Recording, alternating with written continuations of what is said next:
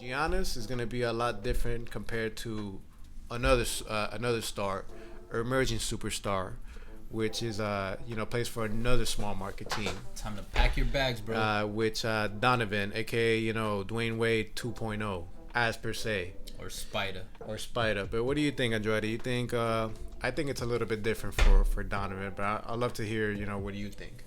Bro, I am on the same boat with Donovan as I was with Giannis. Okay.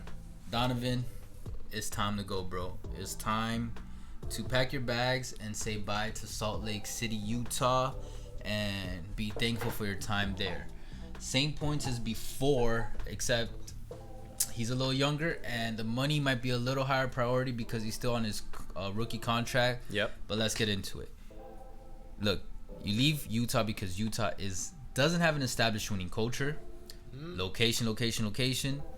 And you're still young enough, and you're 2 years younger than Giannis, to develop a legacy with a completely different organization and be remembered for that organization.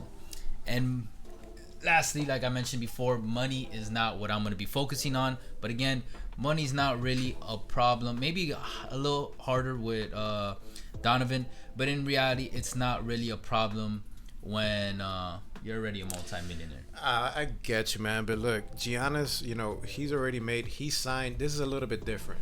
It is For Giannis, this is a supermax contract. Yeah. He's already made his money from his rookie extension, which is $100 million. Donovan is still a rookie, and it's gonna be a little bit more tougher for Donovan to leave on free agency. Might be wrong about this, but when Donovan hits free agency, it's gonna be as a restricted free agent, meaning, let's say he signs with another team, any other team can match it per se, and he has the risk that, let's say he really wants to leave Utah. Yes, he can sign a qualifying contract for $5 million. But there he's running a very huge risk. You don't know what could happen if the same situation happens as Isaiah Thomas. I agree with that, but we did learn with Durant that if you are a star, that especially in today's era, and especially with the advancements in medicine and technology that we have today, there's still a pretty good chance that you'll still get the max offer if you're coming off an injury. Maybe not the max. Okay, but yes, he's young enough. It's gonna be a little bit different from Isaiah since he was a lot further along. And he was fucking 5'9", bro. I figured. Don't forget that. That was a big reason Isaiah didn't have no fucking. I'm definitely not forgetting that either. But there is the risk of injury, and $5 million is a lot different than $100 million compared to And while Giannis is getting out of that contract, the supermax at 31, Donovan is getting out of that contract at 27, 28. He's still in the middle of his prime. If he signs with another team for another 4 years, they're still gonna have the majority of his prime during those years. Well, he would be 29 when you're inching closer to 30. I mean, yes, because Butler signed with the Heat for a max, and he was 30. He's 32, I think, or 31. So yeah.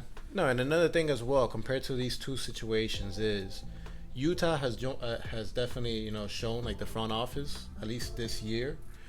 They've been aggressive with trying to upgrade the talent that they have. But look, that's where I disagree. Look, there's a huge difference between an A organization and a B organization. They're not an A organization. They're a B.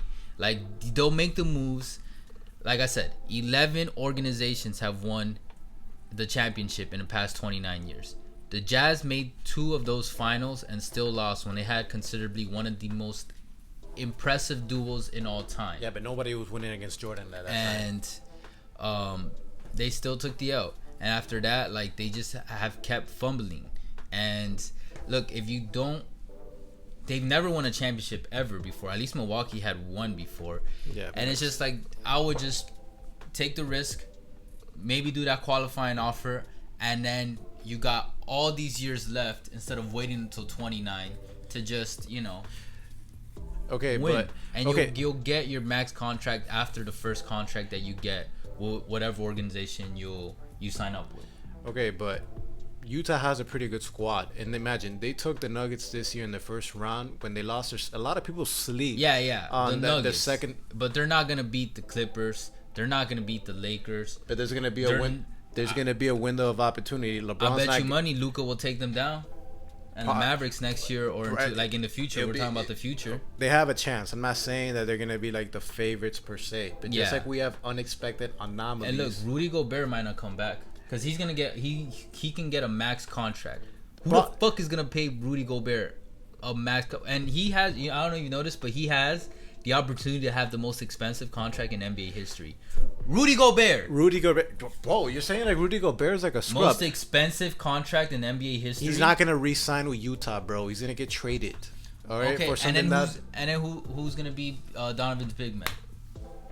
Look, the beauty about the NBA right now is that the big man is a position that it's not the same as it was in the 90s. You could find some big man. You could find plenty capable big men the adequate big man. But the talented ones, are they gonna go to Utah? Like I mentioned before, location. Okay, but who wants to play in Utah? Not me. Not majority of people. I feel you, but that's so that you get the trade market, man. They're gonna be. You just said right now, who the fuck wants Rudy Gobert? Rudy Gobert is the best. No, who the fuck wants Rudy Gobert at a max contract? I feel you. That's why you trade him before he becomes a max contract to get somebody else. This summer. Oh, well, man, you find a way. I know. Damn. Okay. Well, that makes it a little bit more difficult. Exactly. Mitchell, just save your ass, bro. And you're still young enough that you can create a new legacy with a new. Yo, you're just having everybody leave. I'm telling you, man. Look, Shaq did it with Orlando, and then the Lakers. Like, boom. And Shaq did it 3 times technically with the Heat, like, because he won that one chip. There's still a small group of people that obviously Lakers is his most embraced. But the difference is, you think Donovan Mitchell, thinking long term, you're gonna take that risk. Yes, you're only gonna sign $5 million. Yes. It's 1 year. There's always a chance. He plays it safe. Okay, and that's it. But there's always young. He'll be 25. Okay, but there's always those risk injuries. You don't know what's gonna happen. You're being too paranoid. I'm cautious, but at that point I'd be like paranoid because it's not 170 mil for 5 years is a lot. Compared to $5 million. Let's say you tear up your ACL or you have a. Bro, you're talking like it's 170 mil that he get. We're talking about yearly. So they're guaranteed. Contracts in the NBA are guaranteed. He's gonna get that money. Not one way completely or the other. Guaranteed. Relax. It's not completely guaranteed. It's a lot better guaranteed. Only baseball has the best. All right. He would average about 30 million a year. Okay, but that's a big difference. Obviously, but it's 1 year. You take the risk, and it's like an investment. He's taking the risk. He's investing his time for that 1 year. So then, boom, he gets on the market after he shows up, and it's like almost any player on his last year on his contract, and then, like. Nobody's gonna go to Utah.